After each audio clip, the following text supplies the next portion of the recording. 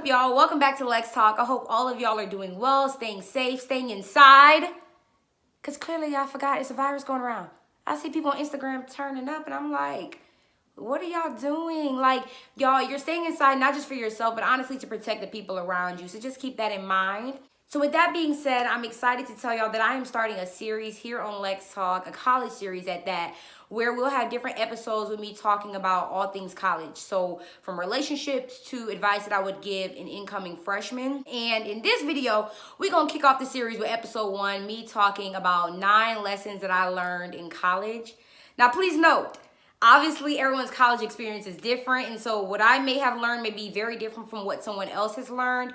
But I'm going to share the top 9 because, of course, I've learned more than 9 lessons in college. But I'm going to share the top 9 lessons with you all. If you have experienced some of these same lessons or any other lessons outside of this 9, comment down below and let me know. Without further ado, let's get into it.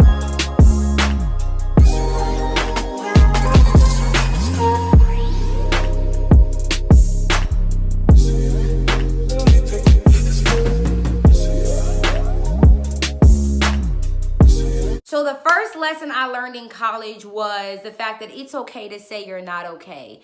Like, I think a lot of times we as college students put on this facade that everything's okay and that, you know, nothing's wrong. And honestly, I'm guilty of that. Like, I am such a perfectionist, y'all. Like, if you know me, you know everything has to be perfect. And if that means that I have to plaster a smile on my face to make it seem like everything's okay and that, you know, I'm not going through anything, then I would do that. But it wasn't until senior year that I realized it's okay to reach out for help, whether it's a friend or, you know, a professor that I trusted, a family member that I trusted. You really have to take care of your mental health and not, you know, hold all of that stuff in. For me, I realized that when I held things in and didn't really reach out to people who actually cared about me, I would end up taking out my frustration on people who didn't deserve it. And so I think that it's important to take care of your mental health. It's important to reach out to people.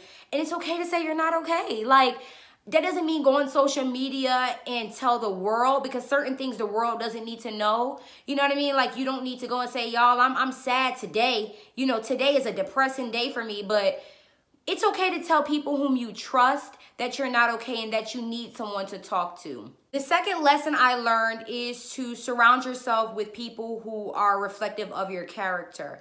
And so for me, this wasn't something that was too difficult. This was something that I learned early on. I wanted my friends and the people that I, you know, hung around to be reflective of me. I didn't want me to be somebody who, you know, had to act like somebody else when I'm around one group of people, but then when I was around another group of people, I was able to be myself. I think that when you are starting college or even, you know, choosing friends as a sophomore or as a junior or even as a senior, you want to choose friends that have the same values, core values as you. Of course, you're going to have different interests and different likes and dislikes and stuff like that. But in terms of your core values, you should have the same core values as the people that you hang around. And so for me, I remember very distinctly, I want to say the end of my 12th grade year, I wrote a list of things that I wanted in friendships, you know, in my circle. When I wrote this list, I was very clear. You know, I wanted friends that were kind and that were, you know, spiritually grounded. I made it clear what type of friends I wanted so that when I got to college, there was no confusion as to who I wanted to be my friend. I let their actions speak, and then I just decided whether or not they would be, you know, a good fit for me in terms of a friendship. A verse that stands out to me and I live by it is that bad company corrupts good character. And so in my opinion, you're only going to be as good as the company you surround yourself with. For me, I knew that I wanted people to be reflective of who I am. The third lesson I learned was that your happiness should not depend on anybody.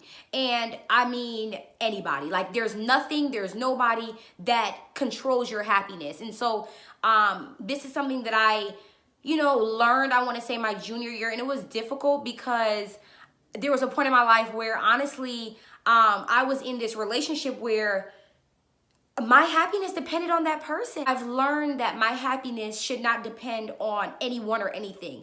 I can be happy doing certain things, but when it comes to my happiness, I've learned to find my joy and my peace in Christ. So the next lesson I learned was to make God the forefront of my life.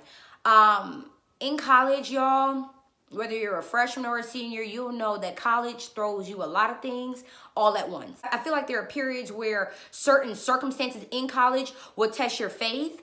My faith has been tested so many times, and I cannot tell you how I would have gotten through college without God. Like, when God was the forefront of my life and I was like, very deeply rooted in my faith, everything that happened, I was like, I trust God.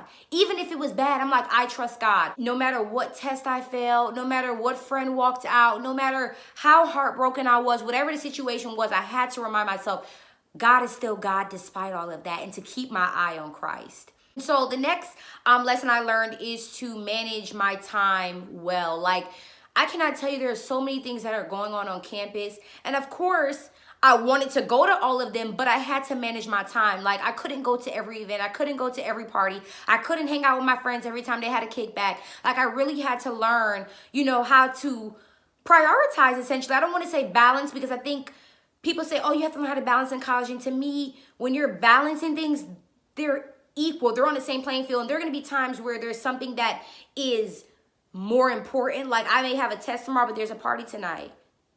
What am I going to choose?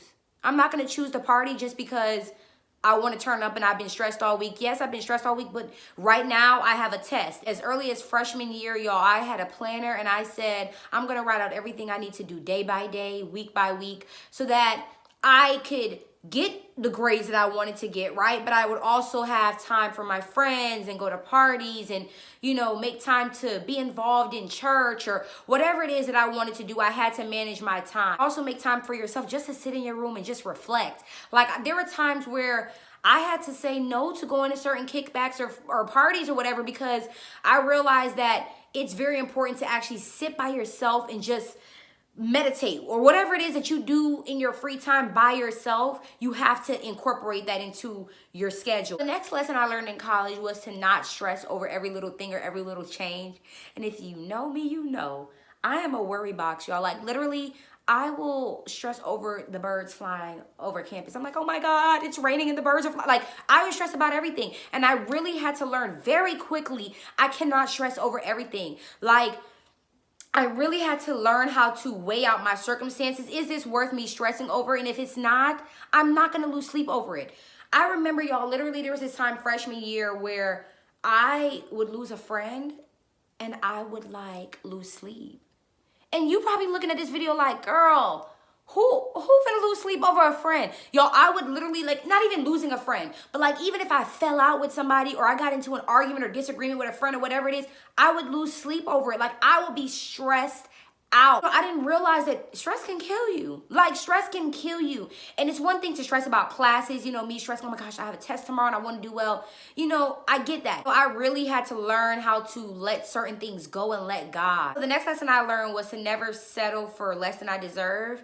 And that's not just in friendships, but also in relationships. I think a lot of times in college, there are going to be points where we get lonely and we feel like we're alone. And so having a boyfriend is like the it. Like, you're it if you have a boyfriend. If you're in a relationship, you get to post pictures on Instagram and everyone's like, oh my gosh, this is power couple, goals or whatever. So I had to get to a point where I loved myself so much so that I never settled for a friendship or a relationship because I was lonely or because I was bored and I wanted to, go on dates and take cute pictures. I honestly had to keep reminding myself, Alexis, you are loved, you are kind, you are beautiful, you are spiritually grounded. There is no reason why you should ever settle for less than you deserve. And the fact that I serve a God who is my divine example, he is the example of the type of person that I should, look for in a man. Like, I shouldn't just settle just because I'm lonely or because, I'm bored, and so me having this divine example, looking at Christ and seeing the way that he loves his children, I should never settle for anyone who loves me less than. It takes courage to actually walk away from someone whom doesn't treat you the way that you deserve. And that's not just in relationships, but that's in friendships as well. If there's a friend that, I didn't trust, I had to learn that there are friends out there who would never make me question their loyalty. And so why am I in this friendship with someone who lies to me or who gossips about me? Like, I really had to learn to choose my friends wisely. And also potential partners, not to just settle just because. So the next lesson I learned, I would say understanding that not everybody's gonna like you. And this was one of the biggest lessons I learned. Child, when I tell y'all, it took me a long time to learn this. Like, I'm literally just now being okay with the fact that not everybody's gonna like me. You know, you get to college and there are gonna be a lot of haters. I'm gonna let y'all know. Some of y'all probably already know, met some of your haters. Some of y'all haters probably your friends.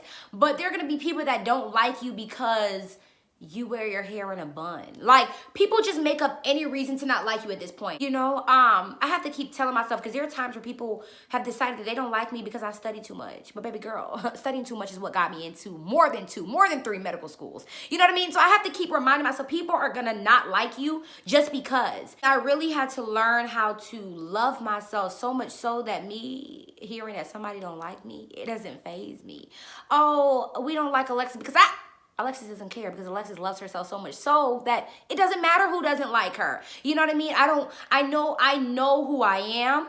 You know what I mean? I know my character, I know my core values, and I know the type of person I am. And so someone not liking me because of whatever it is they have going on, I've learned to not let it faze me. So the last lesson I learned, I would say, is making the most of every moment. And I think that that's something that I've been able to reflect on being, you know, in this isolation or this quarantine, because I think that sometimes we take things for granted, right? The time we spend with our friends, just the college experience. So something that I learned is that we have to stop complaining. You know what I mean? Oh, I'm tired of college. I'm ready to graduate.